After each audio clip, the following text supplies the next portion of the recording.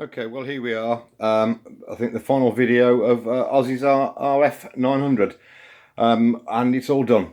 I hope. I think so. So just spent the afternoon cleaning and polishing it, and this is the final finish. Pretty happy, really. Not too bad. Got one slight mark on the front there, but nothing that's too bad, I don't think. So there you go. One Suzuki RF 900. So some stuff to show you.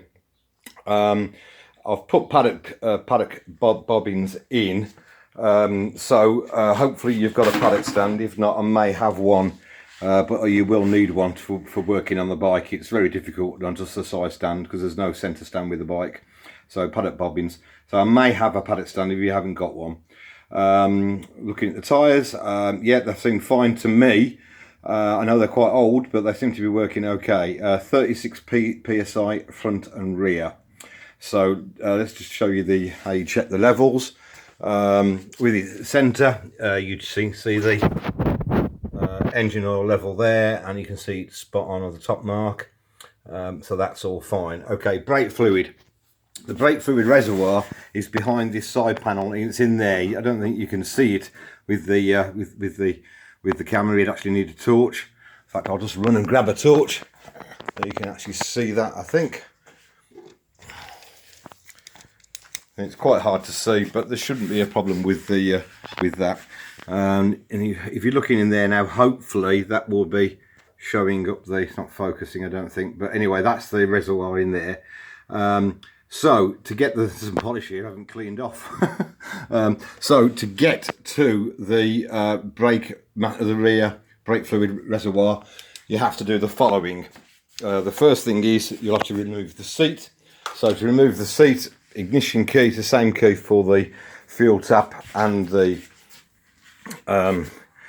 ignition and the seat release. The lock is in there at the back. Twist, and then the seat will come off like so. And you can see, you still can't see the brake mass, the reservoir, which is actually in there. So what you need to do is remove this bolt, and then it'll just about give you enough clearance the side panel is held on by two what are they called, they're push rubber fittings. So there's one there and there's one here. So that will pull off and just get the side get into there.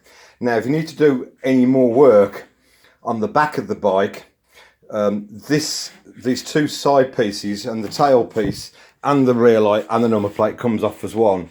So the way how you remove it is these two 10mm, well, they're 10mm spanner size, 6mm bolts. Two bolts there you have to remove. You have to remove these two Allen bolts to remove the grab rail, so that then comes off. Underneath at the back, each side you've got two, and these are 3mm Allen keys, so you need a 3mm Allen key to work on this bike. There's one there and there's one the other side. You then pop the mounts out from this side and the other side, and you actually can remove the whole thing. You just spread it out slightly and then it comes off. So why will you need to get in there? Well, I don't know, possibly if you needed to do some work on the wiring or whatever. But while we're here, this is where you top up the coolant, but you see the coolant level by looking under the back and looking in there, and you've got your low level there and your high level there, and you can see it's, if I shake the bike, I think you'll probably be able to see it's actually spot on the top level. So that's the coolant, that's the engine oil, that's the rear brake fluid. Now, front fluids, they look like they're low. So this is the clutch master cylinder and obviously brake master cylinder.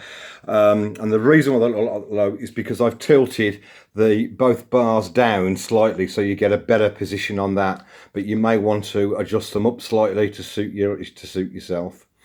So there you go. And that's where you would top up the radiator if you needed to, but the reservoir at the back should keep it topped up okay. Okay, rear suspension adjustment. I'll change sides. So this is your compression damping screwdriver fitting in there. So that's the remote reservoir. So that's your damping clockwise to harden it up. Rebound damping, very hard to see from here. I think I might need that torch again, but it's under there, and that's on 2 at the moment. Click it round, and that's round to 1. So that's 1 on the rebound.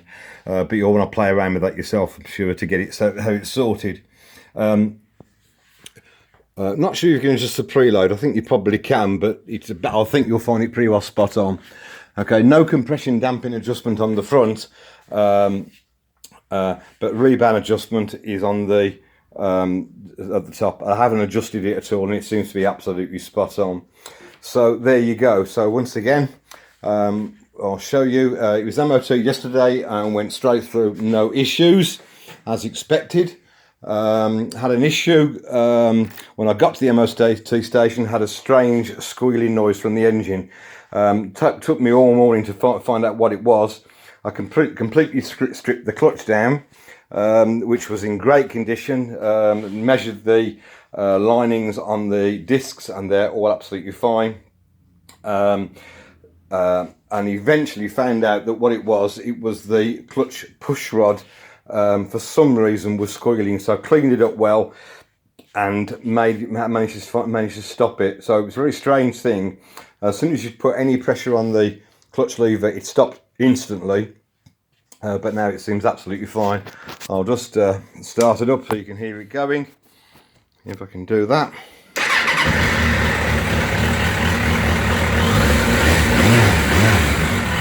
So there you go. I'll turn it off so I don't gas myself. So all good. So basically the bike is done and ready to go. So we'll have to talk about delivering it at the moment. One of the issues that I found with the bike is not being used to a bike with a fuel tap. I keep forgetting to turn it off, and the daft thing is you can ride it for about almost 2 miles or a mile, something, a mile and a half, before it starts to show. And the issue is that the tap, because it's recessed in here, is very difficult to turn while you're going to turn it to the reserve position or to the on position. So I end up having to stop and turn it on to turn the fuel on. But there you go. So hopefully you're thinking it's looking pretty good, and yeah, I'll speak to you soon, and hope you're coping okay and keeping yourself safe. Don't think there's anything much I can tell you anything else you'll figure out for yourself, I think. So there you go. Happy days.